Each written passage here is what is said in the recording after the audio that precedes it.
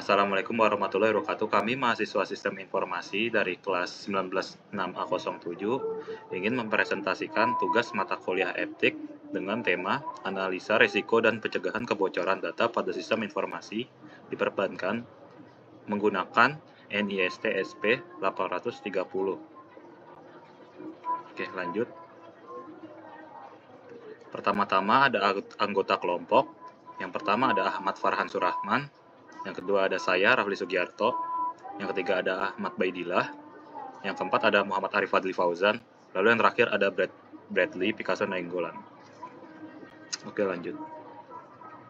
Nah, latar belakangnya akan saya jelaskan. Jadi, pada penelitian ini itu bertujuan untuk meneliti risiko kebocoran informasi pada sistem perbankan atau bank dengan memanfaatkan kerangka kerja NIST SP 830. Nah, metode yang digunakan itu dalam penelitian ini melibatkan distribusi kuesioner kepada 62 staf bank yang terlibat dalam pengelolaan data pelanggan, termasuk bagian operasional, layanan pelanggan, administrasi, dan teknologi informasi. Temuan penelitian ini menunjukkan bahwa pemahaman, kesadaran, dan sikap staf mengenai keamanan data berada dalam kategori sangat tinggi. Namun masih ada risiko yang besar atau signifikan yang disebabkan oleh faktor manusia, seperti kelalaian, pelanggaran prosedur, dan ketidakmampuan dalam mengenali ancaman-ancaman cyber. Penggunaan NIST SP 830 memungkinkan identifikasi yang sistematis terhadap sumber ancaman, kerentanan, kemungkinan, dampak, serta tingkat risiko yang semuanya berada pada kategori tinggi.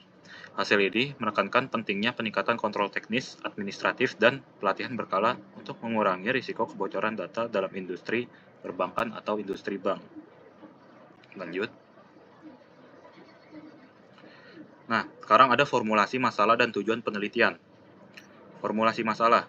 Yang pertama itu menganalisis pemahaman dan kesadaran karyawan tentang keamanan data dalam sistem informasi perbankan. Lalu, yang kedua ada menganalisis pemahaman dan kesadaran karyawan tentang keamanan data dalam sistem informasi perbankan.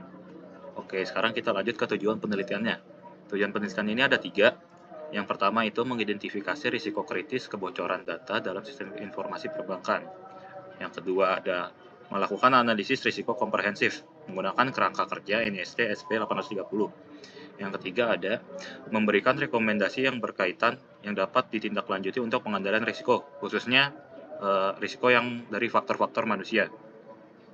Oke, lanjut. Nah, sekarang ada kerangka teoretis dan konsep kuncinya.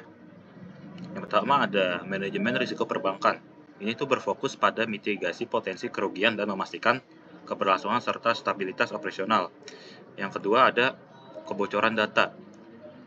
Nah, kebocoran data ini itu pengungkapan atau akses tidak sah ke data pelanggan, seringkali disebabkan oleh kelalaian internal, penyalahgunaan, peretasan eksternal, atau malware gitu. Pokoknya kebocoran. Lalu ada yang serangan cyber atau serangan siber.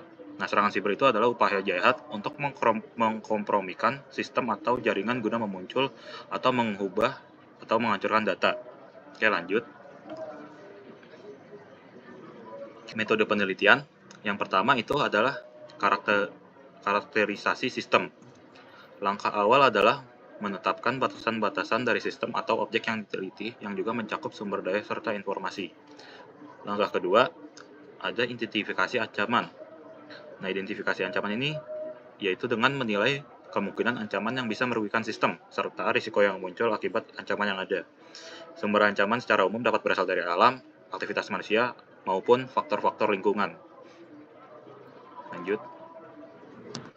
Oke, pada metode penelitian kita masih berlanjut. Saya akan menjelaskan di langkah ketiganya, yaitu identifikasi kerentanan. Yaitu langkah ketiganya, identifikasi kerentanan, melakukan identifikasi terhadap kerawanan atau kemungkinan risiko yang dapat timbul. Dan langkah keempat yaitu adalah analisis pengendalian. Analisis dilakukan untuk mengidentifikasi risiko yang bisa diminimalkan atau ancaman-ancaman yang mungkin ada. Penetapan analisis pengendalian bertumpu pada jawaban yang diberikan oleh responden. Lanjut. Langkah kelima yaitu adalah penentuan kemungkinan. menetapkan nilai peringkat berdasarkan potensi kerentanan. Aspek yang diperhitungkan meliputi ancaman atau sumber dan kemampuan, karakteristik kerawanan, serta eksistensi dan efisiensi. Langkah keenam yaitu analisis dampak, menentukan dampak negatif yang dihasilkan atau yang timbul dari ancaman yang ada. Penentuan ini dilakukan berdasarkan pada analisa yang dilakukan terhadap responden. Besaran peringkat dampak rendah yaitu 10, menengah 50, tinggi 100. Rujuk ke SP NIST 830 definisi rendah, menengah, dan tinggi. Lanjut. Di langkah ketujuh yaitu penentuan risiko. Penelitian tingkat risiko yang dilakukan berdasarkan pada tingkatan risiko dengan menggunakan kemungkinan risiko atau ancaman low, medium, atau high, dan dampak yang ditimbulkan berdasarkan low, medium, atau high output. Risiko tingkat rendah dengan nilai 1 sampai 10, menengah di atas 10 sampai 50, atau tinggi di atas 50 sampai 100.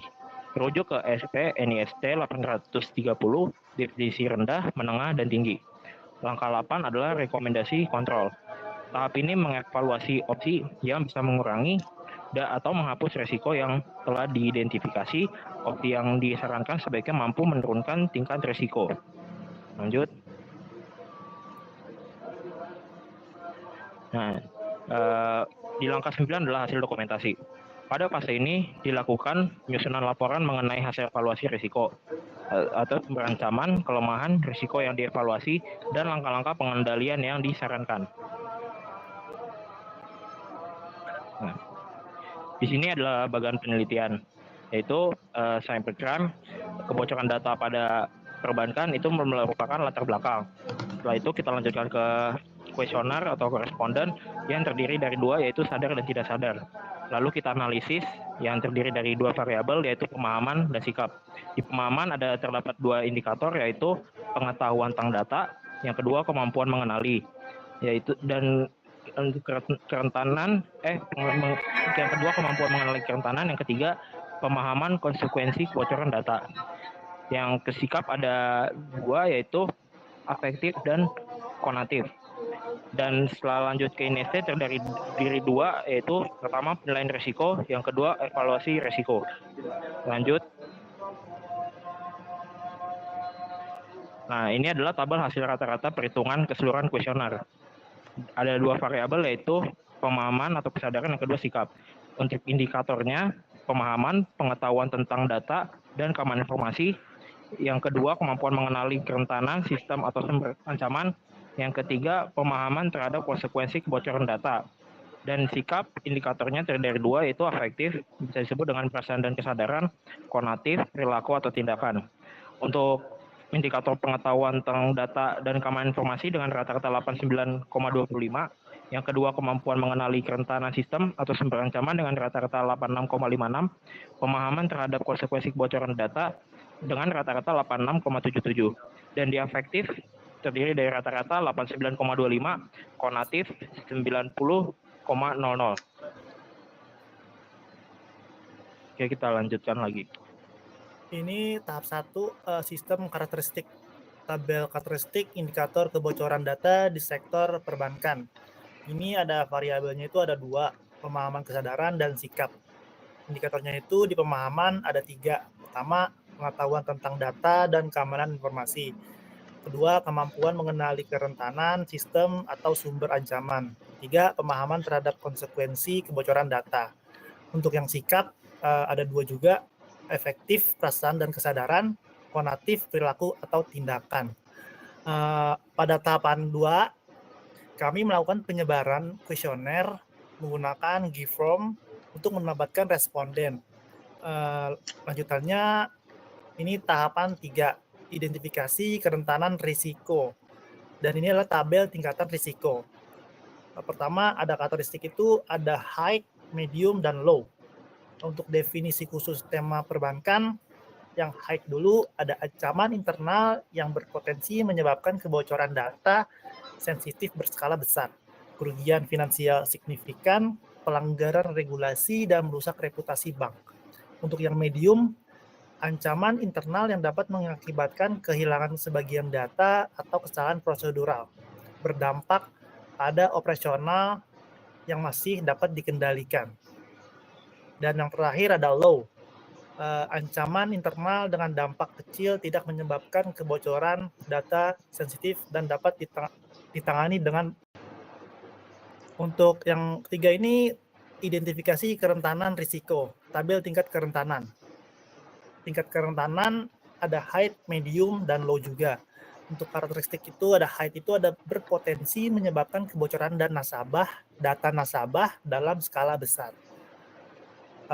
Lanjutannya itu dapat menimbulkan kerugian finansial signifikan bagi bank, dan yang terakhir beresiko melanggar regulasi dan merusak reputasi organisasi. Untuk yang medium ada 3. Pertama, timbul dari kelalaian prosedural atau human error yang berdampak pada sebagian data. Kedua, berpotensi mengganggu operasional layanan tertentu. Ketiga, kemungkinan terjadi paparan data yang tidak terlalu sensitif namun tetap beresiko. Untuk yang low, karakteristiknya itu ada 3. Pertama, dampak terbatas pada kesalahan administratif kecil. Kedua, risiko tidak langsung menyebabkan kebocoran data sensitif. Ketiga, dapat terjadi karena ketidaksesuaian prosedur ringan yang mudah diperbaiki. 4. Analisa pengendalian. Di sini adalah tabel kontrol untuk deteksi. Pertama itu ada tahap deteksi dan analisa. Itu ada 4. Pertama ada melakukan pemantauan aktivitas sistem atau monitoring log untuk mengidentifikasi akses mencurigakan atau anomali pada data nasabah. Kedua, melakukan audit keamanan secara berkala untuk mendeteksi kelemahan prosedur dan potensi penyalahgunaan akses internal. 3. Menggunakan sistem deteksi intrusi dan alat pemantauan keamanan untuk mendeteksi serangan berpotensi menyebabkan kebocoran data. Yang terakhir, melakukan klarifikasi dan investigasi jika ditemukan indikasi kebocoran data pada sistem atau akses yang tidak sesuai prosedur. Lanjutan yang keempat, ada tahapan pencegahan. Ada 3. Pertama, penerapan kontrol akses berbasis peran atau role-based access control agar hanya pegawai yang berwenang yang dapat mengakses data sensitif nasabah. Kedua, memberikan pelatihan rutin kepada pegawai mengenai keamanan data termasuk risiko kebocoran, phishing, dan pengelolaan informasi sensitif. Ketiga, penerapan kebijakan menggunakan password yang kuat dan autentikasi berlapis atau multi-factor authentication. Yang lanjutannya itu ada melakukan inskripsi pada data nasabah baik saat disimpan atau data address maupun saat dikirim data in transit. Lanjutannya lagi ada penetapan dan penegakan SOP pengolahan data termasuk larangan penyimpanan data nasabah di perangkat pribadi atau mengirimnya tanpa otorisasi. Yang terakhir, memastikan pembaruan sistem dan patch keamanan dilakukan secara berkala guna mencegah eksploitasi kerentanan. Untuk yang kelima, potensi kemungkinan. Dan ini adalah tabel potensi kemungkinan. Ada variabel, indikator, tindakan risiko, rata-rata skor, kemungkinan. Yang pertama itu ada pemahaman kesadaran. Di indikatornya itu ada 3. Pertama, pengetahuan tentang data dan keamanan informasi. Kemampuan mengenali kerentanan sistem atau sumber ancaman. Ketiga, pemahaman terhadap konsekuensi kebocoran data. Untuk yang pengetahuan tentang data dan keamanan informasi itu, pertama ada 3 di tindakan risiko. Pertama, ketidakmampuan membedakan data sensitif nasabah.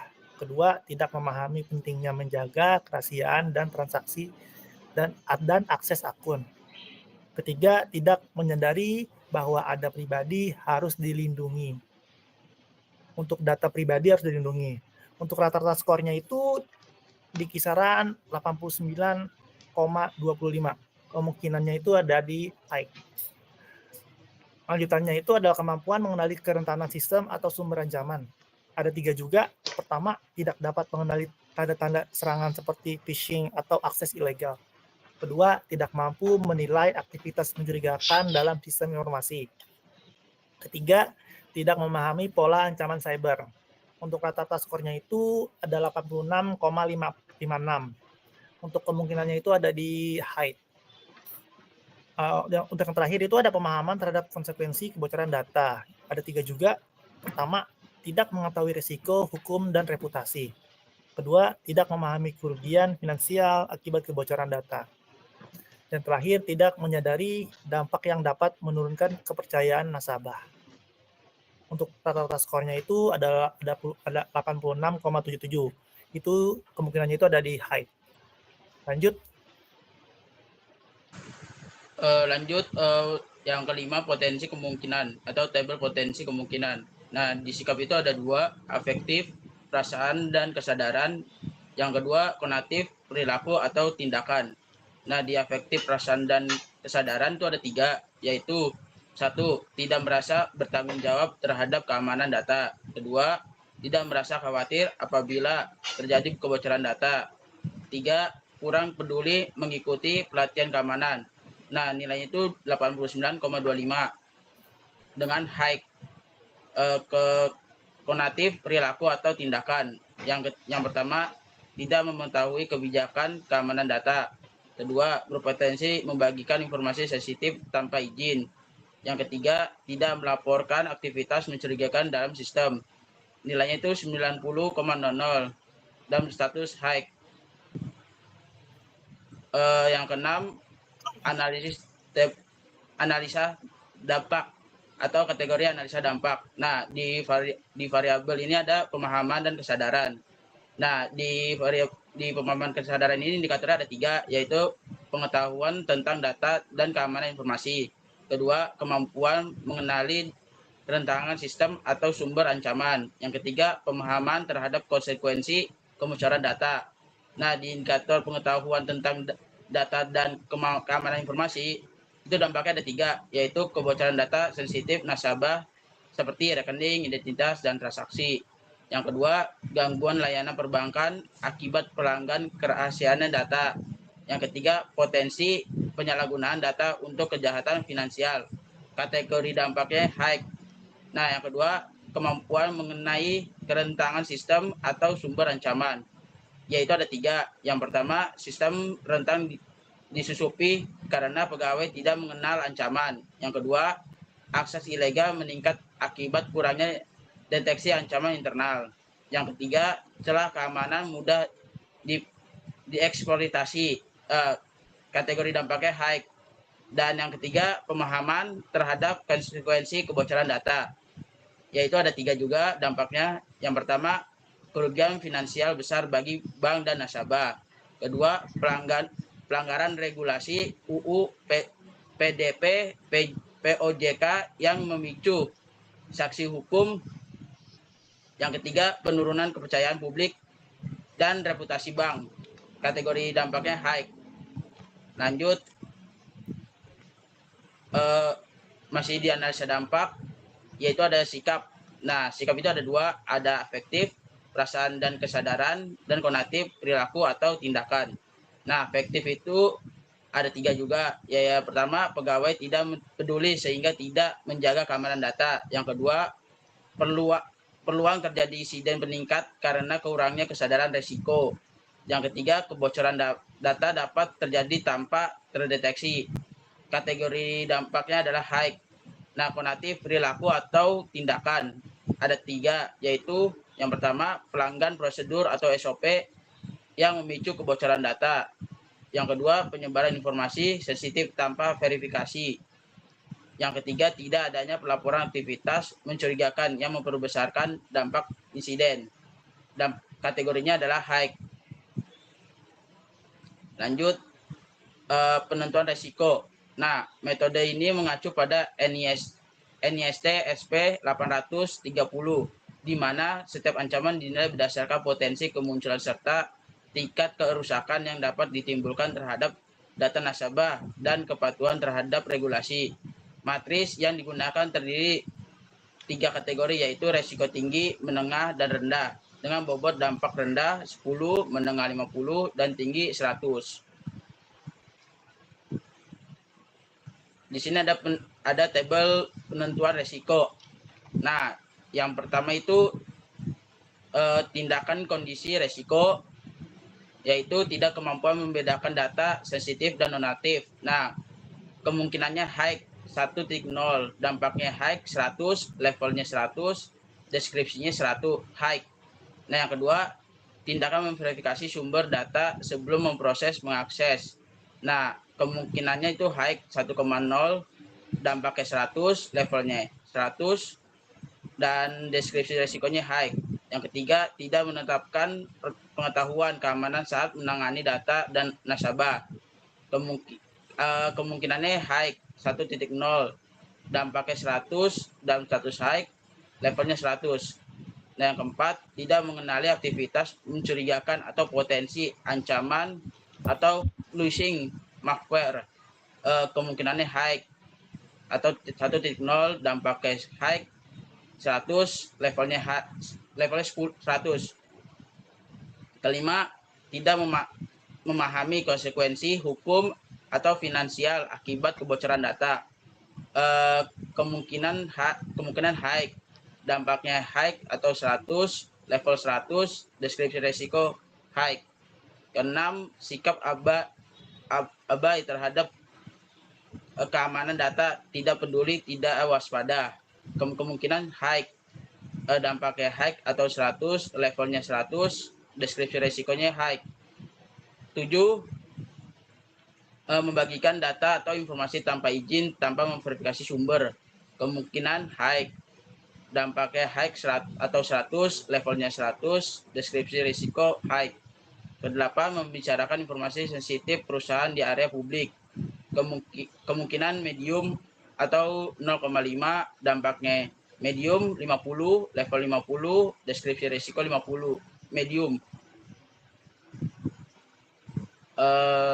Yang kedelapan, rekomendasi kontrol. Di tabel rekomendasi kontrol ini ada indikator, tingkat risiko, dan rekomendasi kontrol. Yang pertama, pengetahuan tentang data dan keamanan informasi. Nah, tingkat resikonya itu high. Nah, rekomendasi kontrol itu ada 3. Yang pertama, memberikan pelatihan rutin terkait jenis-jenis data sensitif nasabah dan cara mengamankannya. Yang kedua, menjelaskan prosedur resmi mengelola data agar pegawai memahami batas akses dan tanggung jawabnya. Yang ketiga, menyediakan panduan internal terkait praktis keamanan data yang harus diikuti oleh seluruh pegawai. Dan yang kedua, kemampuan mengenali kerentangan sistem atau sumber ancaman. Tingkat resikonya high, yaitu ada 3. Yang pertama, melatih pegawai untuk mengenali indikasi serangan cyber seperti phishing, malware, dan akses ilegal. Yang kedua, mewajibkan verifikasi informasi melalui sistem resmi atau core banking aplikasi internal sebelum memproses data. Yang ketiga, tidak mengambil keputusan terkait data atau file yang mencurigakan sebelum dikonfirmasi oleh unit IT security.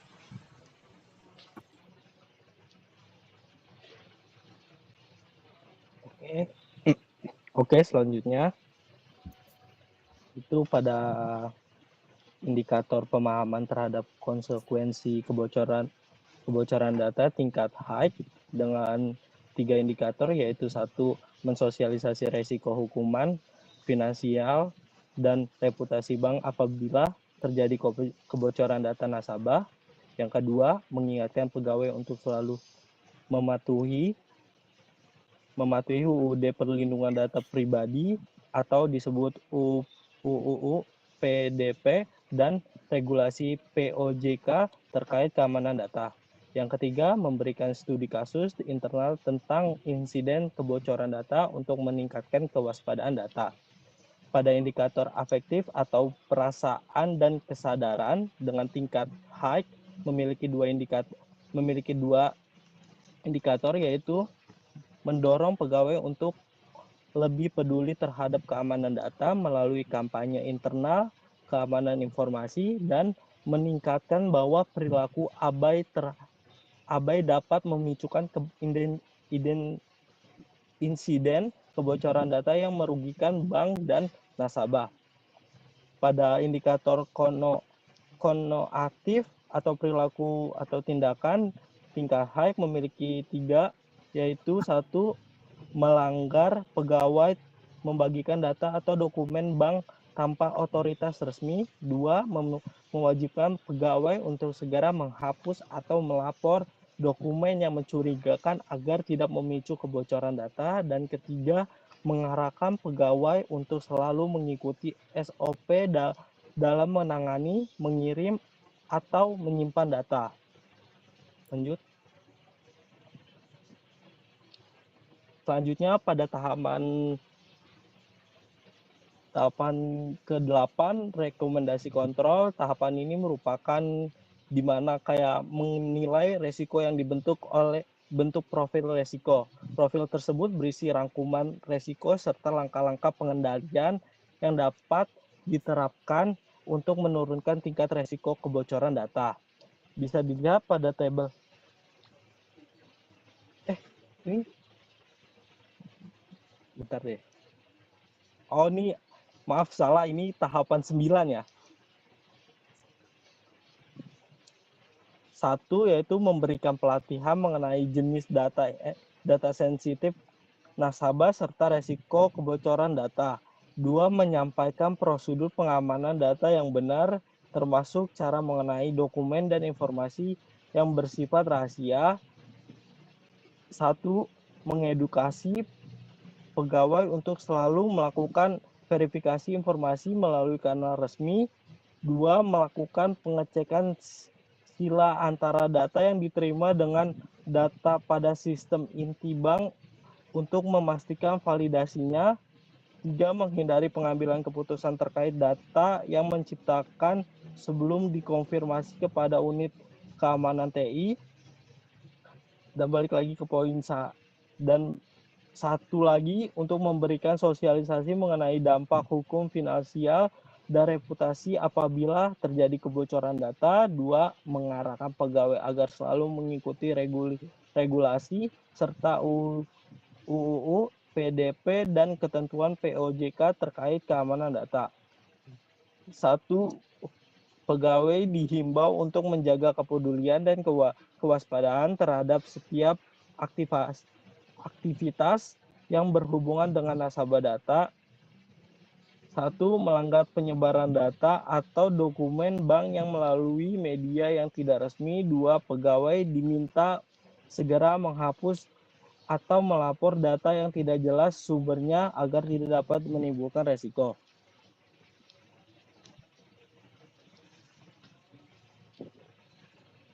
Pada tabel rekapitulasi resiko terdiri dari 5 faktor, yaitu seperti yang kita ketahui. 1. Pengetahuan tentang data dan keamanan informasi di level high atau resikonya 100%.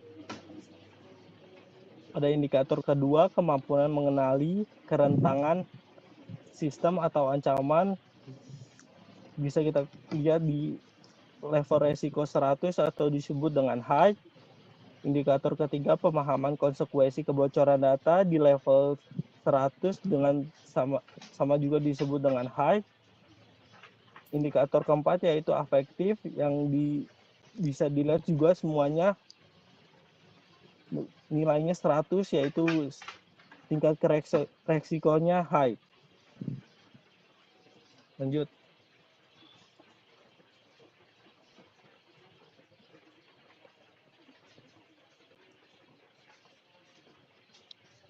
Kesimpulan, berdasarkan dari hasil pemahaman dan kesadaran pegawai terhadap keamanan data pada sistem informasi perbankan berada pada kategori yang sangat tinggi, tercermin dari rata-rata indikator yang melampaui 80% pegawai tidak hanya memahami pentingnya perlindungan data nasabah, tetapi juga menyadari konsekuensi finansial, reputasi, dan hukum dari kebocoran data.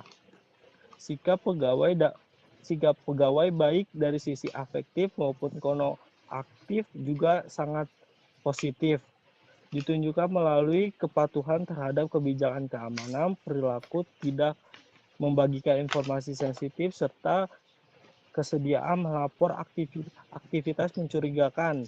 Namun dengan demikian, faktor manusia tetap menjadi sumber resiko utama apabila terjadinya kelalaian atau ketidakpatuhan prosedur, sehingga penguatan kontrol teknis, administratif, dan pengelolaan sumber daya manusia tetap diperlukan.